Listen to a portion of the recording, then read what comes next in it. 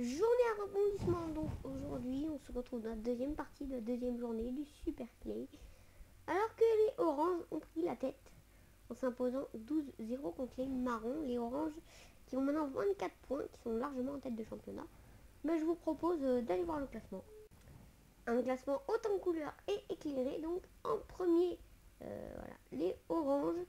En deuxième, les jaunes, donc, qui ont toujours 19 points, qui se regardent à la deuxième place. Donc troisième, les bleus. Ensuite, on a les rouges qui se sont imposés 11-0 contre les jaunes, justement. Les verts qui ont gagné 10 € comme les violets. Les deux équipes sont à égalité un peu. Et on a ensuite, pour terminer, les roses qui s'étaient imposés 9-0 lors de la première journée. Et les marrons qui n'ont toujours pas marqué de points, 0 points. Donc récapitulatif de la journée. Les rouges se sont imposés contre les jaunes 11-0. Attention, ça craint là. Ça craint et ça va. Les bleus ont perdu contre les verts 10-0. Encore du monde. Le dernier bleu est mort. Les verts qui avaient perdu lors de la première journée. Les oranges, premiers maintenant au classement, ont gagné les marrons 12-0. Orange domine, les oranges domine. Les oranges domine au début du match. Ont d'autres occasions. Et ça va très vite, ça va très vite. Et les violets, 10-0, ont gagné contre les roses.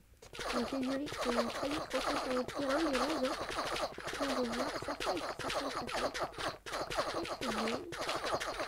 Oui, donc c'est une suite.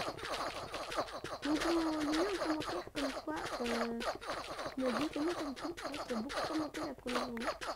Tu m'as dit de ne pas passer mieux, c'est bien, mais et donc voilà, en fait, la plupart des équipes ayant perdu ont gagné, sauf les oranges. C'est ça qui a fait qu'ils ont pris leur première place. Les roses avaient gagné les marrons, les oranges avaient gagné les violets, ils ont encore gagné. Les jaunes avaient battu les verts, c'est les verts qui ont gagné, les jaunes ont perdu. Et les rouges et les bleus avaient battu les rouges, c'est les rouges qui ont gagné, c'est aussi. Comme vous pouvez le voir en haut sur la page ici. Donc vraiment inversement lors de cette journée. C'est ce qui fait que le Super Clay n'est absolument pas logique. Le sport en lui-même n'est pas logique. Donc le Super Clay est bien un sport. Voilà, tout de suite on continue notre petit reportage dans les couloirs de la mort. Salut à tous les amis, donc au cours de ce reportage je vais peut-être un petit peu radoter. Et je vais essayer d'approfondir un peu les bases du Super Clay. Donc le Super Clay c'est un peu comme a dit Metallicum encore une fois dans les commentaires, il en a essayé pas mal sur la première journée. Du rugby sans ballon. Le but c'est de se fighter en fait. C'est de la boxe à 32. Mais ils sont 32 par équipe donc, avec 8 équipes. Donc il y a plusieurs terrains derrière moi. Un terrain à 4 qui servira pour les matchs amicaux ou pour les compétitions. Et un terrain à 2. Que ça je l'ai déjà dit, ça par contre. Et donc ce terrain à 2 c'est où il y a tous les coureurs. Tous les participants qui combattent la plupart des fois. Donc voilà, alors on va essayer de voyager un peu. Donc ce petit levier c'est pour lancer le combat. Et donc voilà, alors il n'y a pas de règle particulière pour le Super Clay. Voilà, là ouais non, il n'y a pas de règle particulière. Si une règle, faut pas frapper l'arbitre, mais ça peut pas arriver grâce au mode. S'il devait y avoir une autre règle, non, pas de règle en particulier. Voilà. Je vous fais visiter, ça c'est une petite arcade que j'ai rajoutée en plus. Et voilà. Donc voilà, pas de règle en particulier. Donc comme je le disais, le Super Clay est bien un sport car il n'est pas logique. Le sport n'est pas logique. C'est-à-dire que vous pouvez avoir une équipe qui se fait battre 3-0 en Coupe du Monde en match amical avant la Coupe du Monde par une équipe et cette équipe qui est battue 3-0 perd contre une autre équipe. Imaginons la France perd 3-0 en Coupe du Monde de rugby. Tiens. La France perd 3-0 en Coupe du Monde de foot. La France perd 3-0 contre les Pays-Bas. Les Pays-Bas, eux, vont perdre 2-0 contre l'Australie. La France bat l'Australie.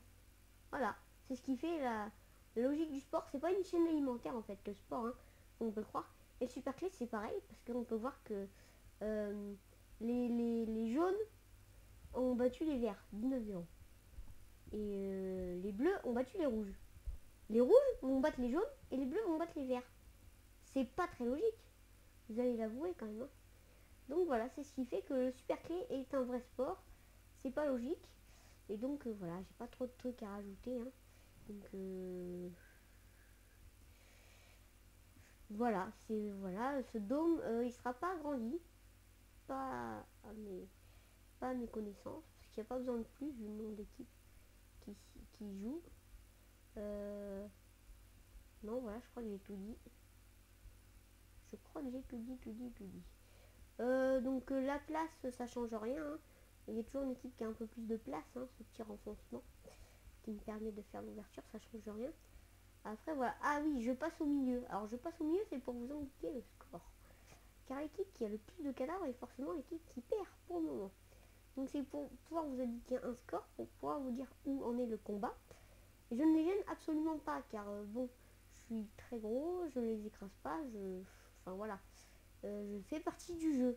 C'est-à-dire j'ai totalement le droit de passer au milieu, ça fait partie, voilà. L'arbitre fait partie du jeu, comme dans tous les sports, comme dans le rugby. Après, il doit faire gaffe à pas trop gêner non plus. Mais dans le super clé, je suis aussi un petit peu obligé de gêner pour pouvoir, voilà, pour pouvoir vous dire où en est le score et pour pouvoir servir à quelque chose. Hein, parce que, voilà, je suis pas qu'un caméraman, je suis aussi l'arbitre. Et l'arbitre, donc, n'a pas trop de règles à faire respecter. Mais je viens d'approcher mon micro. Mais voilà, il vous donne ou il vous dit où on est le score. En fait, je suis un arbitre, commentateur, caméraman. Vu qu'il y a moi qui organise tout ça. Et entraîneur et présentateur. Et enfin voilà. Et donc le seul truc que je fais au cours du match, c'est je vous parle un peu. Voilà. Et c'est vrai que pour avoir des détails, c'est assez compliqué pour avoir des détails pendant le match. De ce qu'ils font, s'il fait une prise ou quoi. Enfin, c'est presque impossible. Et voilà, ils se tapent comme on se tape dans Minecraft. Voilà, comme ça. Voilà.